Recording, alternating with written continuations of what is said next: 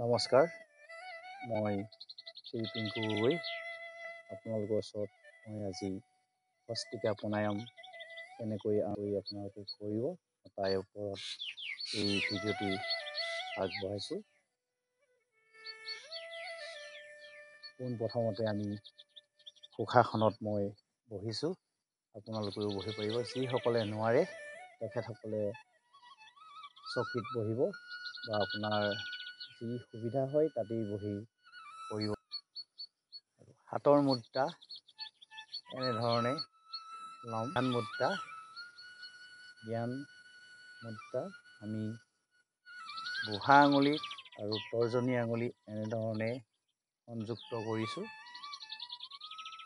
আৰু হাতখন আমি পুনৰ আঁঠুৰ ওপৰত ৰাখিছোঁ।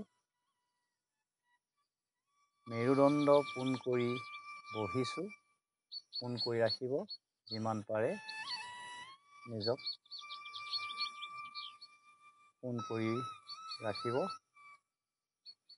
চকু বন্ধ কৰিব, মন নিবদ্ধ কৰিব। দুই চকু চেলাউৰিৰ মাজত আজ্ঞাচক্ৰত মন নিবদ্ধ কৰিব আৰু 3 বাৰ ওমকাৰ আৰু কৰিব। দীঘলকৈ শ্বাসটো লৈ ল'ব।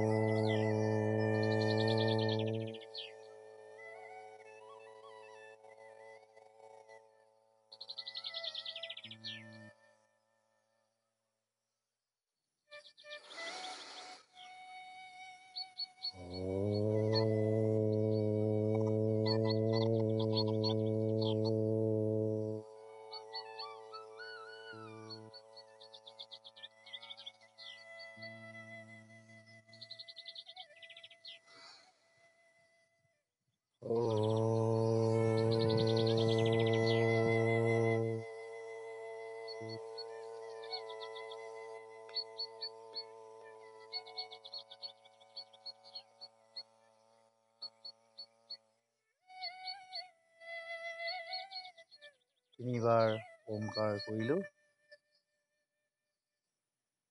ইয়াৰ পিছত কল্প মন্ত্ৰ, মহামৃত্যুঞ্জয় মন্ত্ৰ আৰু প্ৰাৰ্থনা কৰিব।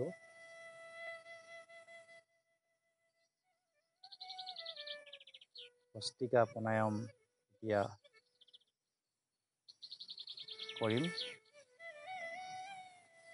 ভস্ত্ৰিকা প্ৰণায়াম আমি 3 মিনিট বা 5 মিনিট কৰিব লাগে। গৰম দিনত 3 মিনিট আৰু ঠাণ্ডা দিনত 5 মিনিট কৰিব। ভস্ত্ৰিকা প্ৰণায়াম কৰোঁতেই আমি শ্বাস দীঘলকৈ ল'ম। হাওঁফাওঁ ভৰাই শ্বাস ল'লোঁ আৰু হাওঁফাওঁ পৰা পুনৰ এৰি দিলোঁ। সম্পূৰ্ণ হাওঁফাওঁ পৰা শ্বাস বাহিৰ কৰি দিলোঁ।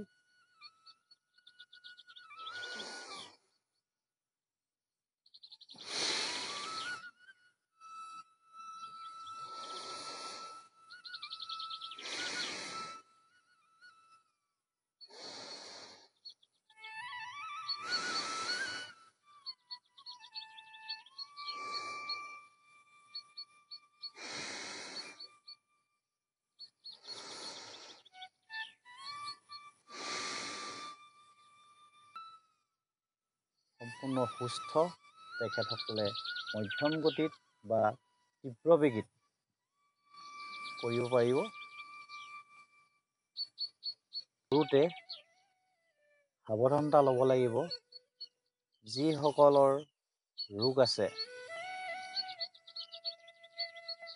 হাই প্ৰেছাৰ, তেখেতসকলে লাহে লাহে কৰিব লাগিব।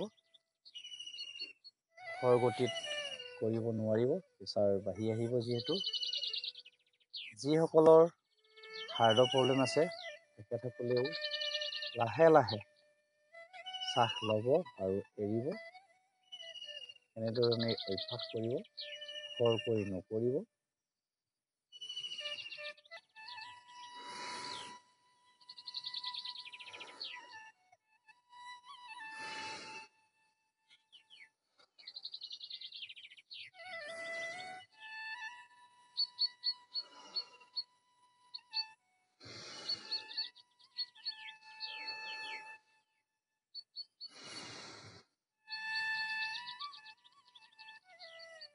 এই প্ৰাণায়াম কৰাৰ ফলত আমাৰ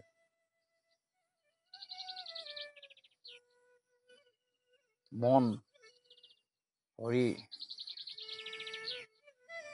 শুদ্ধ হৈ উঠিছে, সবল হৈ উঠিছে।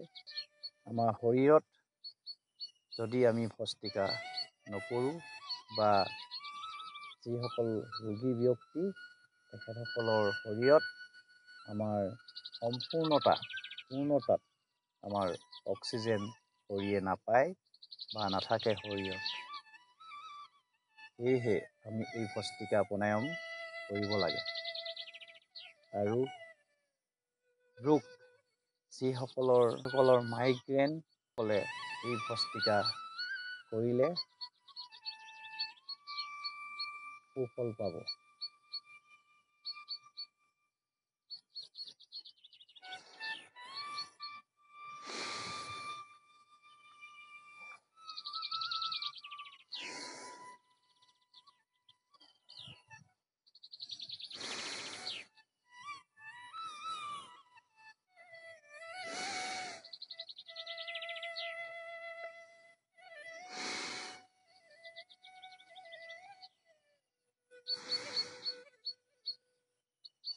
মই ভস্ত্ৰিকা প্ৰাণায়াম কৰি আছোঁ।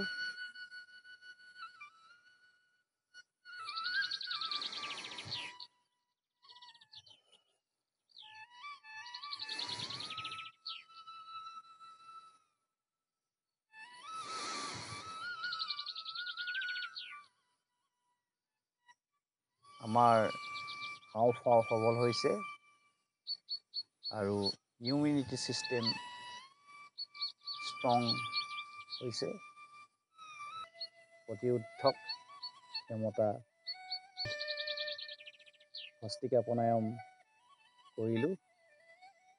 দ্বিতীয় পৰ্যায়ত মই ভস্ত্ৰিকা প্ৰাণায়ামেই কৰিম। মধ্যম গতিত কেনেকৈ কৰিব লাগে আৰু আপোনালোকৰ ওচৰলৈ আগবঢ়াই দিম।